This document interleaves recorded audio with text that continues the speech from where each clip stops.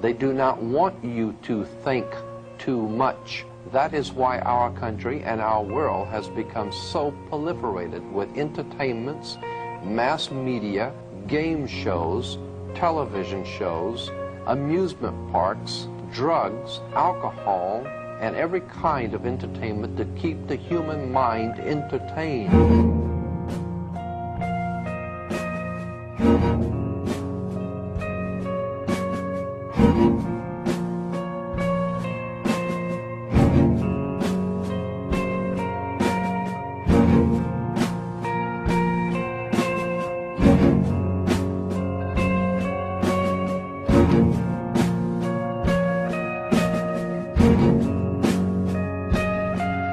In order to eliminate this threat and to achieve their objective, the Masons have set about the boldest plan ever devised: the complete control of every aspect of human life, your life. And the weapons they are using against you are in your very homes, entertaining you and your children, and gradually indoctrinating you without you even realizing. In today's society, people are spending more and more time engaged with modern media. These media play a significant role in providing the basis for determining an individual's view of the world, but the goal is the same: to impose their beliefs, their ideology and their objectives on you in such a way that you begin to think of your own. We are being hypnotized by people like this. The greatest hypnotist on planet Earth is a oblong box in the corner of the room. It is constantly telling us what to believe is real. We're being programmed to see the world in a certain way.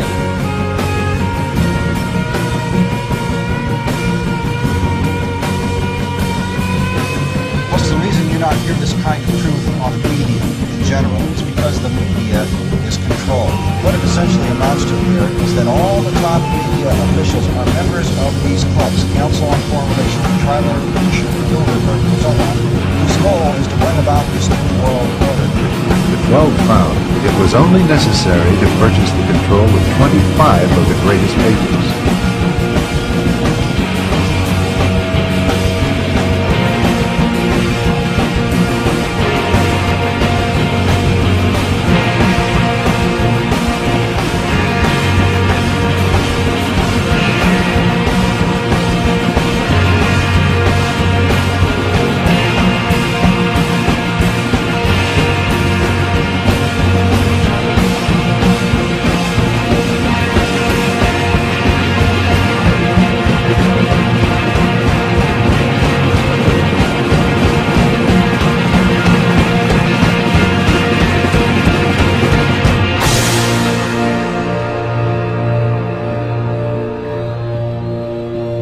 There are certain people that do watch like the news, which I think is rubbish as well, because it's just empty.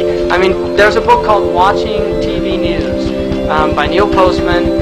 Very clearly articulates the fact, this guy's a PhD in communications theory at Columbia University, that you don't learn anything on the news. You in fact are actually dumbed down. Now many people, especially young people, accept unquestioningly the reality by the media. Popular culture, movies, television, music carry messages about how society works and how people should behave. And so entertainment is not value-free. It has ideological content. It presents a worldview that influences the people who watch the programming. Now, there are two primary means by which people are manipulated and controlled.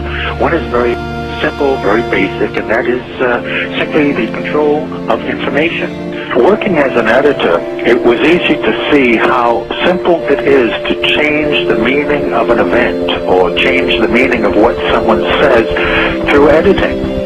And so I was very well aware of how plastic and moldable media reality was. But I didn't fully appreciate the extent to which we are all manipulated and controlled by media, including those people who work in it.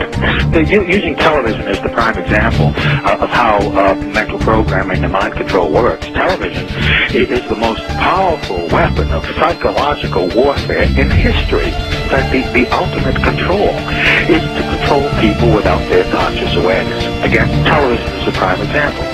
Think back to whenever you have observed young children or older adults sitting, watching television. They have this glassy-eyed, vacant look in their eyes because they are in a trance state, in a hypnotic state of mind. We don't see it consciously, but subconsciously, the repeating visual pattern of the flicker induces the trance state. And that's the basic principle behind hypnotic programming, is that you get the subject to focus the attention of the conscious mind on one of the five senses. So in the case of watching television, we're talking about the sense of sight and the flickering image. In the case of sound, any repeating sound pattern will induce the trance state. Now, why this is important is that we are more suggestible to mental programming during this state of mind than at any other time. We're very vulnerable to manipulation at this time because the first order of business for a propagandist or an advertiser is to create the circumstances that will induce a state of mind that is favorable to the reception of their message. And that state of mind is the hypnotic state of mind, making television extremely important in this whole process of creating a unified mindset among the entire population.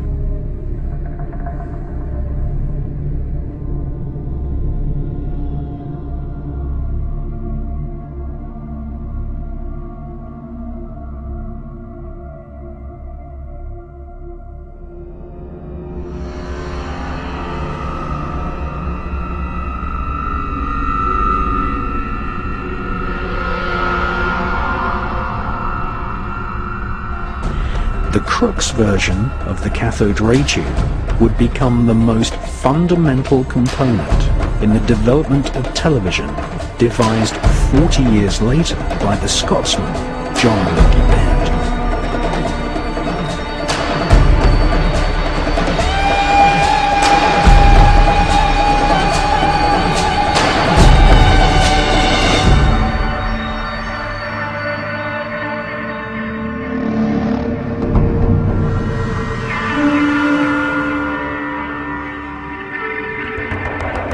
The Maltese cross is an ancient emblem used by magicians, Kabbalists, royal Satanists, Nazis, and the infamous American Phi Beta Kappa secret society. Crookes managed to project a shadowy image at the other end of the cathode ray tube, which was the first ever electrically created image known to man.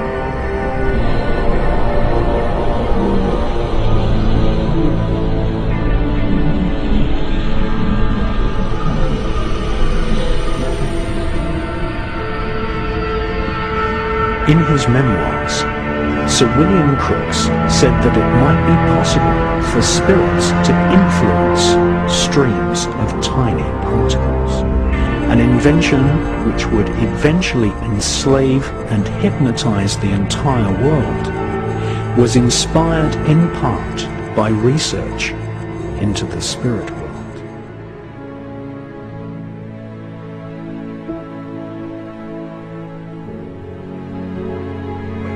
Because the only truth you know is what you get over this tube.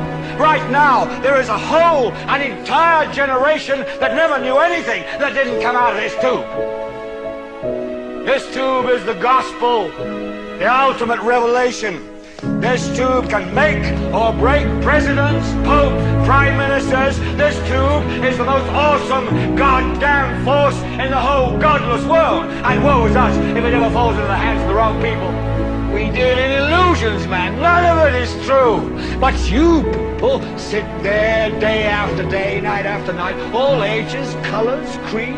We're all you know. You're beginning to believe the illusions we're spinning here. You're beginning to think that the tube is reality and that your own lives are unreal. You do whatever the tube tells you. You dress like the tube. You eat like the tube. You raise your children like the tube. You even think like the tube.